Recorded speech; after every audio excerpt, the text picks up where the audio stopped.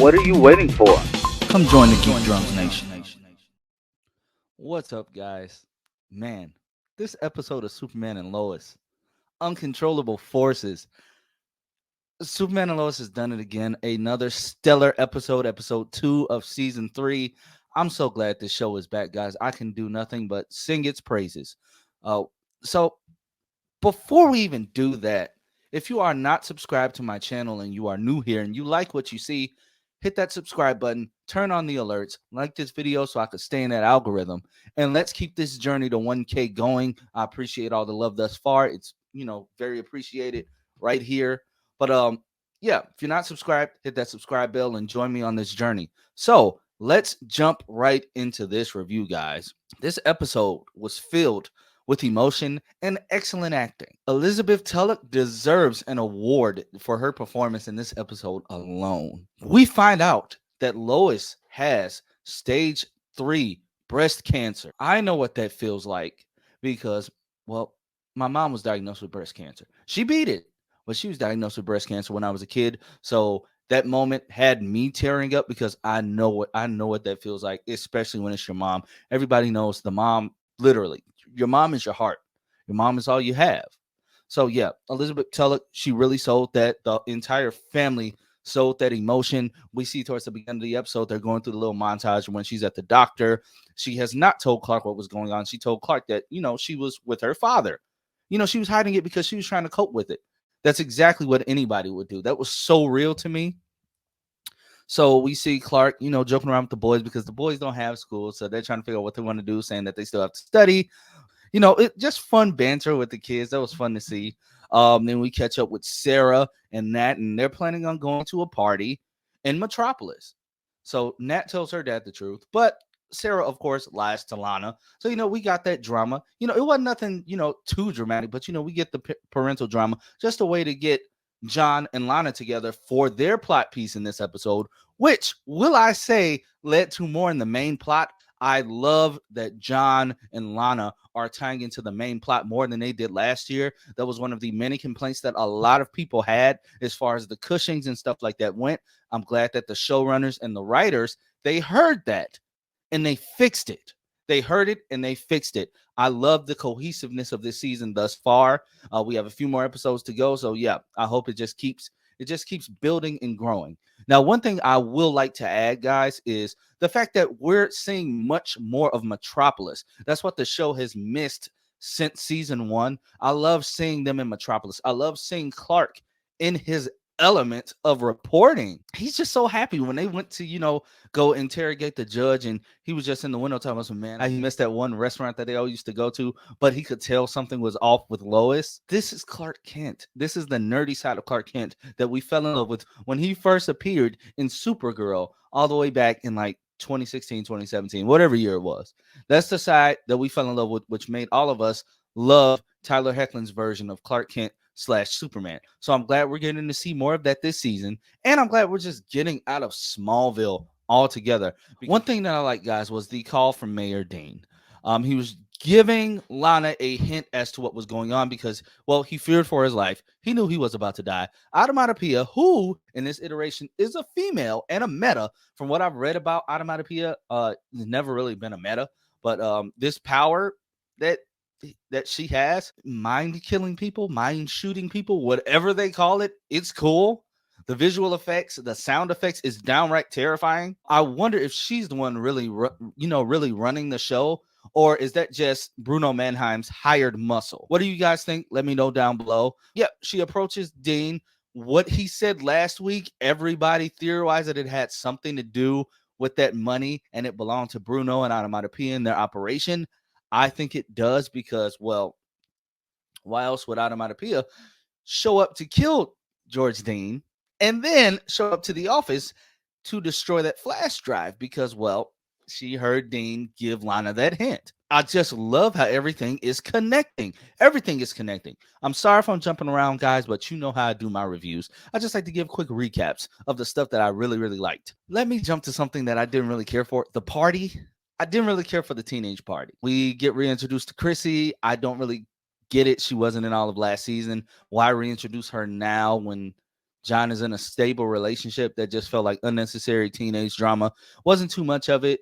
We see Jordan and Sarah having a good time at the party, but then things turn for the worse because the guy hosting the party is a huge dick and, starts calling them out of their names, yada, yada, yada.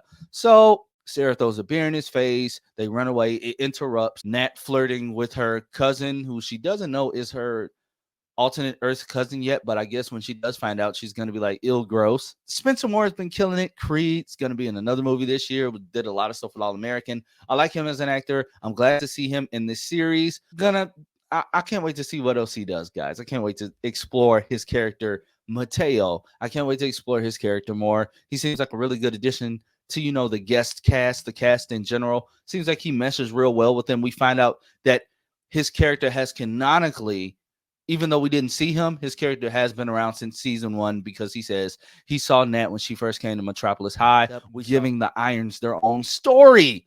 Guys, I love the storytelling this season. I will, if I don't praise anything else, I have to praise the writing. This is good writing. While all of that is going on with the party, which, by the way, I love what Jordan did. He went back, he iced over the bully's car. That was hilarious.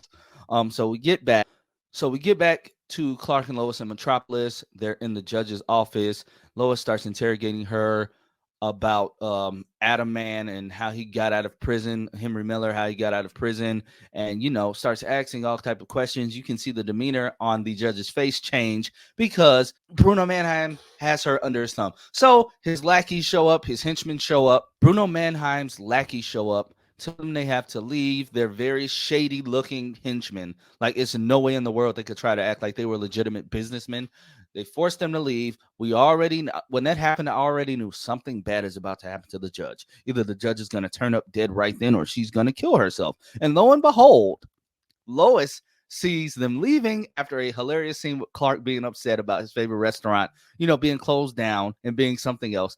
That was classic Clark Kent for me. Tyler, you're killing it this season. Keep it going. I hope you're Superman for many more years to come.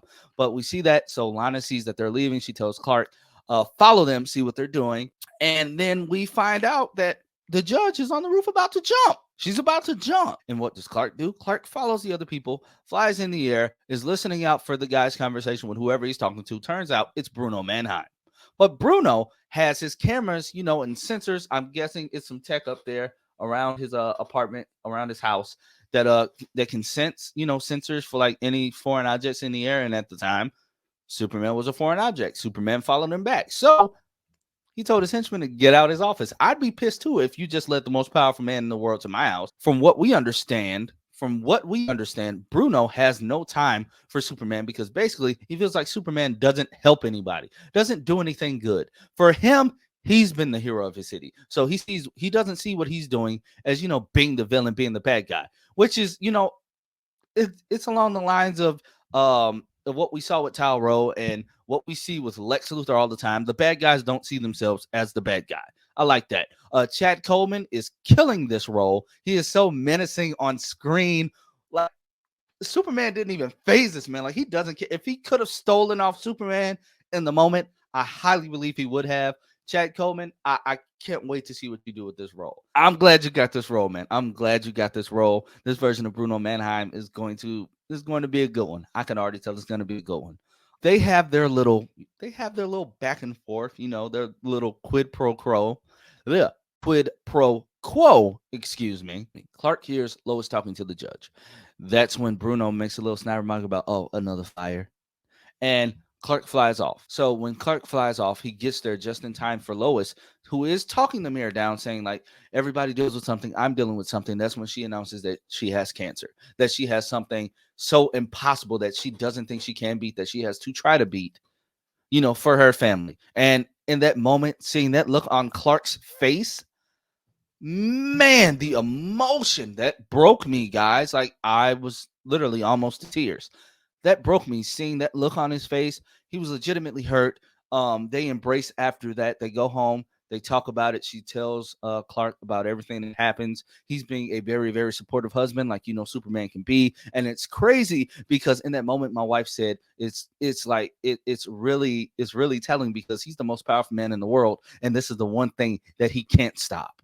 This is the one thing that he has to be human for. He has to be there for his wife. They all believe she'll beat it, but he has to be there. And that just says a lot about Superman as a character, what Superman stands for. And I'm happy that they're going with this storyline. This storyline is going to be a good one. We know Lois is not going to die. This type of storytelling, these type of risks and, I don't know what the word is I'm looking for. If you do, put it down. I love this type of storytelling, guys. This is putting stakes in a show. This is how you put stakes in a show, guys. And we're man, I can't wait to see where they go with this.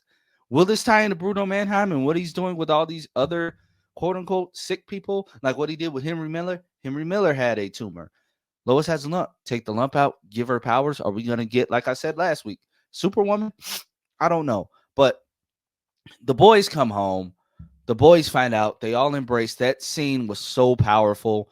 So well acted by Michael Bishop and Alex Garfin. And you just see Clark break down because he has to hold his family together in their time of need. Then we cut back to over to, to Lana and, Sarah and Nat come back. John setting up security for them. So that's cool. I'm just glad all the storylines they may be individual right now, but they are all tied into the same thing. I like that. So, guys, let me know down below. What did you think of this episode? What did you think of my sporadic review? Like I said, I love this episode. I would give this episode a 9.5 out of 10. Knocking off points because I didn't really care for the party. But hey, that's just me. Like I said, 9.5 out of 10. I cannot wait for next week. That episode looks great. If you saw the preview, you know what I'm talking about. So, yeah, like I said, like and share this video. Subscribe to my channel, and I will check you guys out next time. Peace.